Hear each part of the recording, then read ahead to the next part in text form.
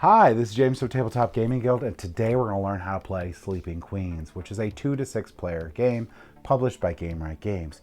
In this game, you're racing to wake up queens and put them on your side and have the required amount of queens to win the game. Let's go ahead down to the table here and I'll show you how to play Sleeping Queens.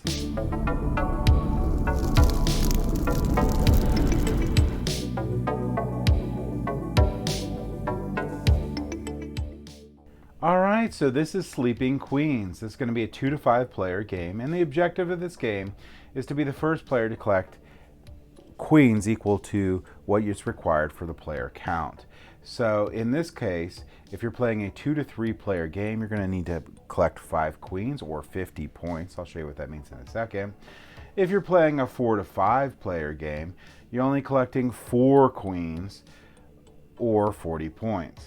And setup for this game is really easy. What you're going to do is there are going to be 2 different backs. This is going to be the back for the queens, and this is your back for your player deck here.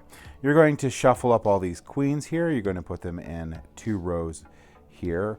So 6 on one side and 6 on the other side. And you're going to shuffle this up and put your play deck in the middle.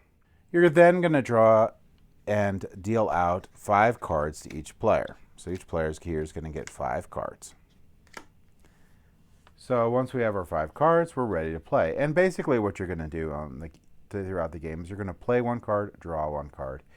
Now there's a couple special things with this, what I'll show you in a second.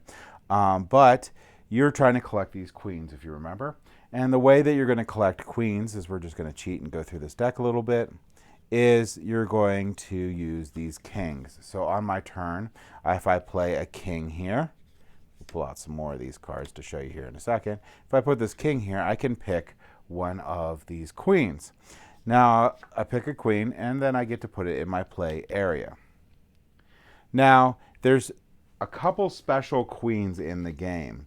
There's going to be the rose queen and the cat and the dog queen. So let me find those real quick. So, the rose queen, so I'll flip these back over. If I would have got the rose queen instead, I get to get the rose queen, put it in my play area, and then I get to pick another queen and put it in my play area. Now that I have that's how the rose queen works. The other one's going to be the cat and the dog queen. So the dog queen should be right here. So the cat and the dog queen, the only thing special about them is they can't be on the same player. So the cat and dog queen can't be together. If you end up getting the cat or the dog queen to have the pair in your area, you're going to pick one and place it back into this area.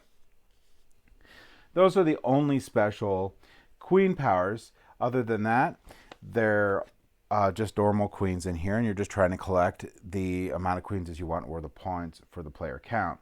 Now, there's a couple other special cards in this game, and they work this way. So if I think I pulled out a joker. So if I play the joker on my turn, I'm going to flip over this card.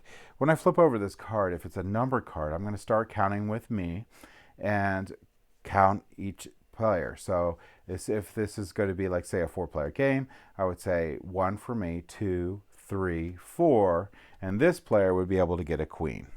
That's if I draw a numbered card.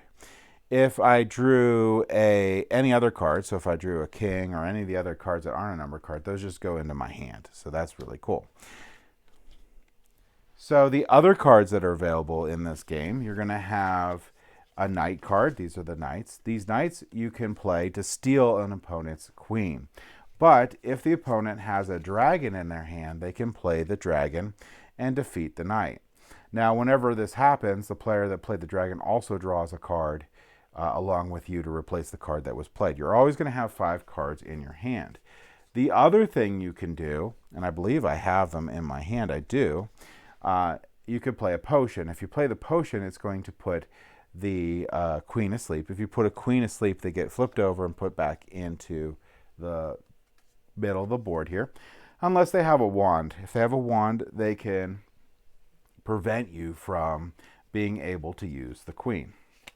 The other 2 special things you can do on your turn is if you have pairs of numbers. Now, numbers really don't mean anything in this game other than these 2 parts here I'm going to show you.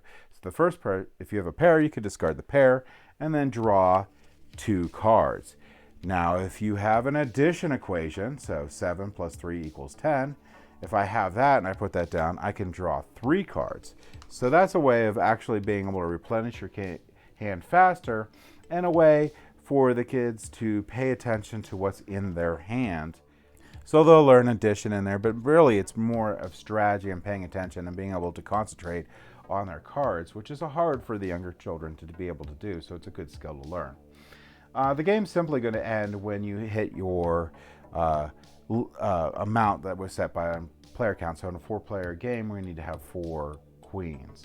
But once that's hit, the game will end. The other way that the game will end is in, let's say I'm playing a 4-player game, you need the 4 queens, or 40 points. So if these totals here, which they have a number here in the upper right-hand corner, equal up to 40, you just immediately win and the game ends. And that's it. That's going to be how you're going to play Sleeping Queens. Thank you for watching.